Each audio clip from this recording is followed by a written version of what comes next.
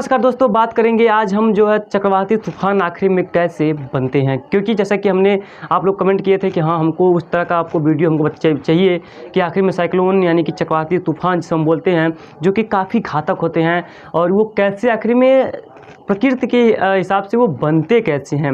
हालांकि इसमें तो कई फैक्टर काम करते हैं इनको बनाने में, लेकिन हम आपको थोड़ा सा ऐसे वेदर फिनोमेना यानी कि थोड़ा सा आसान भाषा में समझाने का प्रयास करेंगे कि आखिर में ये जो है चक्रवाती तूफान आखिर में बनते कैसे हैं। ठीक है, तो इसीलिए आप इस वीडियो में पूरा अंत तक बने रहिएगा जैसे कि आपको पूरी तरह से जानकारी मिल सके कि आखिर में साइक्लोनिक स्टॉर्म बनते कैसे हैं और ये लगभग कितने दूर यानी कि कितना प्रभाव इनका रहता है, कितना तगड़े ये हो सकते हैं, इनका पहला चरण क्या होता है और इनका अंतिम चरण क्या होता है, इसके बारे में हम जानकारी देने का प्रयास आपको करेंगे। यानी कि 5 कैटेगरी के तूफान होते हैं, यानी कि category 1, category 2, category 3, category 4, category 5।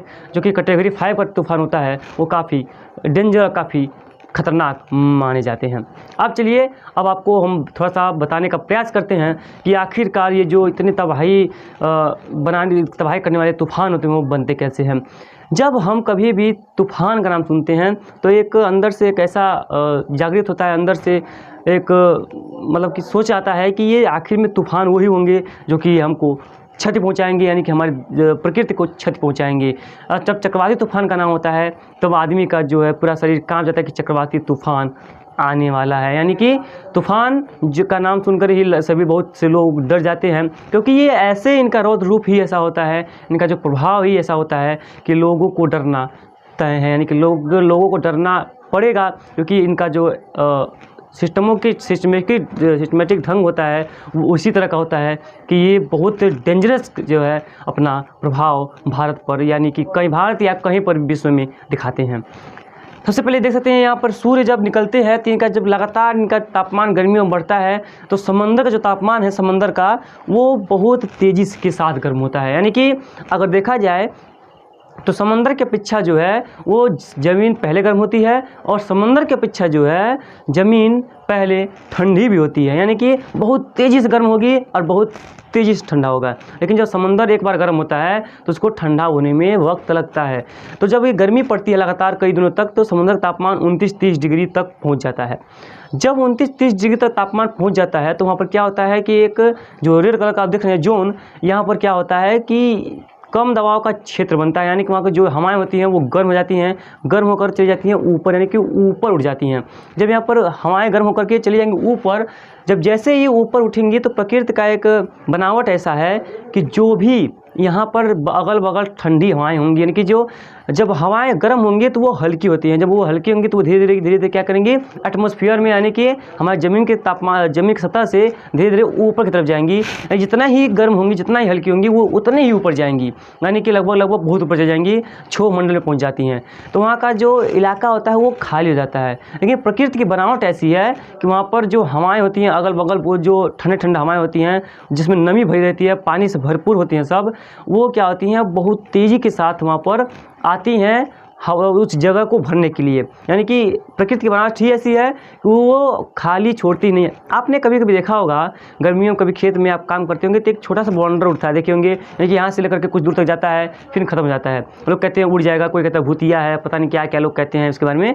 वो बॉन्डर होता है, क्या होता है कि वहाँ अचानक से जब गर्म हवाएं ऊपर उड़ जाती हैं तो जो पेड़ के छाँव में हवाएँ होती हैं उसमें थोड़ी सी नमी रहती है, अपेक्षाकृत वो ठंडी होती हैं, वो हवाएँ वहाँ पर घिरने के लिए जाती हैं। बस यही सिस्टम जो है वही सिस्टमेटिक ढंग समंदर में भी काम करता है। हालांकि इसमें कई फिनोमेना है, विंड शेयर जोन है, तापमान है, सभी कुछ है, लेकिन हम आपको एक सरल भाषा में बताने का प्रयास कर रहे हैं। ठीक है, तो क्या होता है कि जब ये ऐसा होता है उसके बाद क्या होता है कि जब समुद्र के चारों तरफ की जो भी हवाएं होती हैं वो बहुत तेज़ी के साथ जो है वहाँ पर घिरने आती हैं।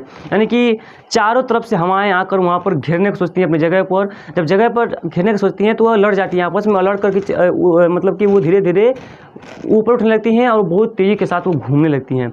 जब वो वहाँ पर घूमने लगती हैं वहाँ पर कम दबाव का क्षेत्र लगातार बना रहता है, क्योंकि तापमान उतना ही है, हवाएं ठंडी हो रही हैं और वो हवाएं लगातार घूमती रहती हैं और वो घूम साथ अपने साथ जो है वो ऊपर भी उठती है। जब ऊपर उठती है ऐसे फैलती हैं, ऊपर उठ के ऐसे फैलती हैं, जब फैलेंगी तो वहाँ पर क्या होता है बादलों का निर्माण होता है।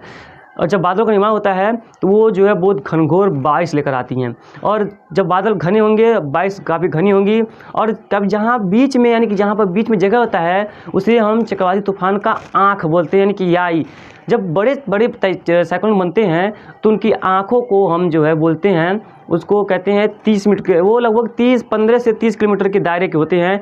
जब कहीं पर आँख पार करता है, उसका जब केंद्र पार करता है चक्रवाती तूफान का, तो वहाँ पर मौसम पूरी तरह से शांत हो जाता है। कभी कभी क्या होता है कि धूप भी खिल जाती है कुछ देर के लिए, लेकिन जैसे ही वो आई पार कर जाएगा फिर उनका जो किनारा है वो बहुत तेज़ी के साथ तूफान और बारिश लेकर के आते हैं। तो जो आँख होता है वो बहुत शांत, चक्रवाती तूफान का बहुत शांत क्षेत्र होता है जो इसका आई बोलते हैं। तो जब चक्रवाती तूफान सबसे मेन होता है आई, अगर आँख बन गई उसकी तो चक्रवाती तूफान माना जाता है। और चक्रवाती तूफान क्या होते हैं, जब ये इसी तरह से बनते हैं और जितना ही ये इंटेंसिफाई होंगे, जितना ही मजबूत होंगे, उतने ही चारों तरफ से ये हवाओं को खींचते रहेंगे। अब जैसे ही ज़मीन की तरफ बढ़ेंगे और जब ज़मीन से इनको सूखी हवाएं मिलने लगेंगी तो वो भी वैसे ही गर्म है, वहाँ का जगह वैसे ही खाली है, तो ये जो हवाएँ हैं ये अपने आप में टूटने लगेंगी, यानी टूट के बिखर जाएंगी और जो है चक्रवाती तूफान कमज़ोर पड़ने लगते हैं। बस ये होता है चक्रवाती तूफान बनने का रास्ता। क्या होता है, अब फिर से सरल भाषा में, कि जैसे चक्रवाती तूफान यानी कि समुद्र का तापमान गर्म होता है, ऊपर उठ जाती हैं हवाएं, और जब जैसे हवाएं ऊपर उठेंगी बस वहाँ पर क्या होगा, वो हवाएं बहुत तेज़ से वहाँ पर घूमने लगेंगी, और जैसे हवाएं वहाँ पर बहुत तेज़ से घूमेंगी वहाँ पर बादल बनेंगे तो बारिश होगी, और बारिश होगी तो आप जानते ही हैं चक्रवाती तूफान का नाम वहाँ पर हो गया। अब इनका पहला कदम क्या होता है, सबसे पहले बनता है चक्रवाती हवाओं का क्षेत्र, चक्रवाती हवाओं का क्षेत्र जिसे हम सी से दर्शाते हैं। उसके बाद बनता है कम दबाव का क्षेत्र जिसे कहते हैं लो प्रेशर एरिया, जिसे हम एल से दर्शाते हैं। उसके बाद बनता है वेल मार्ग लो प्रेशर एरिया, यानी गहरे निम्न दबाव का क्षेत्र। उसके बाद बनता है डिप्रेशन, उसके बाद बनता है डीप डिप्रेशन, उसके बाद बनता है साइक्लोनिक स्टॉर्म यानी कि CS, जिसे हम कहते हैं चक्रवाती तूफान। ठीक है, अब इनका कैटेगरी कई होता है, जब CS होता है तो इनकी जो रफ्तार हवाएं होती है वो कम होती है, 100 से कम ही होती हैं। उसके बाद बनता है सीवियर साइक्लोन SCV, उसके बाद बनता है एक्सट्रीमली सीवियर साइक्लोनिक स्टॉर्म बनता है। उसके बाद बनता है, ये आगे बढ़ता है, यानी कि नहीं सॉरी, यहाँ पर बनता है सीवियर साइक्लोन, फिर बनता है वेरी सीवियर साइक्लोन, उसके बाद बनता है एक्सट्रीमली सीवियर साइक्लोन, उसके बाद बनता है सुपर साइक्लोन। सुपर साइक्लोन के बाद कोई भी जो है इसका कैटेगरी नहीं होता है, सुपर साइक्लोन सबसे खतरनाक होते हैं और इनमें हवाओं की रफ्तार कम से कम 280 से लेकर के 300 किलोमीटर तक पहुंच सकती है, 300 से पार भी हो सकती है। कितना इंटेंसिफाई होगा। चक्रवाती तूफान का मजबूती तब होता है जितना ही समुद्र का ट्रेवल उनका ज़्यादा रहेगा, यानी कि जितना समुद्र में वो दूरी तय करेंगे उतना ही वो मजबूत होंगे। जब वो कम दूरी तय करेंगे तो वो कम मजबूत होंगे, और जितना लंबा उनका दूरी रहेगा उतना ही लंबा दूरी ये तय करते हैं। तो बस चक्रवाती तूफान के बारे में हम आशा करते हैं आपको बहुत ज़्यादा इसमें समझ में आया होगा। तो चक्रवाती तूफान जितना ही दूरी तय करेंगे समंदर में उतना ही ज़्यादा इनका जो है प्रभाव देश में देखने को मिलेगा, और उतना ही वो स्ट्रांग होंगे, उतना ही हवाओं खींचेंगे, उतना ही बादल बनेंगे, उतना इनका दायरा बढ़ेगा और ये काफ़ी मजबूत होते चले जाएंगे। जहाँ पर आई लैंड करता है जिन जिलों से होकर के राज्य के, वहीं पर कहते हैं कि चक्रवाती तूफान का लैंडफॉल हुआ है। अन्यथा इसके परिधि में तो बहुत राज्य आ जाते हैं, लेकिन जहाँ पर इसका आई लैंडफॉल करता है, यानी कि जहाँ से इसकी आंख गुजरती है, वहीं पर हम मानते हैं, यानी कि जो मौसम विभाग है या कोई एजेंसी है वहीं पर तभी वो मानती है कि यहाँ पर जो है बारिश यहाँ पर लैंडफॉल तूफान का हुआ है, तभी ये लोग मानते हैं। फिलहाल इस बुलेटिन में इतना है, चलिए मिलते हैं इसका अगले बुलेटिन में। हम आशा करते हैं वीडियो पसंद आएगी, अगर पसंद आए तो लाइक जरूर से कर दीजिएगा, और आपको क्या कमेंट में करिएगा, क्या आपको क्वेश्चन पूछना है, क्या इसमें बाकी रह गया है। फिलहाल इस बुलेटिन में इतना है, चलिए मिलते हैं इसका अगले बुलेटिन में, तब तक के लिए धन्यवाद।